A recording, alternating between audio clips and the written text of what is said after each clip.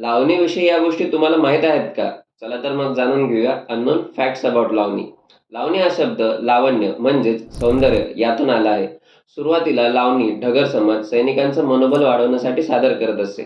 तिचे दोन प्रकार आहेत. एक निर्गुणी लावणी आणि दुसरी म्हणजे शृंगाराची लावणी.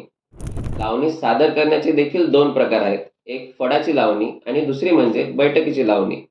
कवी होनाजी बाळा यांनी तबल्याचा समावेश करून बैठकीची लावणी घडवली. लावणीचे बोल फक्त प्रेमावरच नाही तर राजकारण, समाज आणि व्यंगावरही प्रकाश टाकतात. लावणी आता महाराष्ट्रापुरतीच मर्यादित नाही, तर लावणी आज आंतरराष्ट्रीय पातळीवरही इंडियन फोक डान्स म्हणून प्रसिद्ध झाली आहे.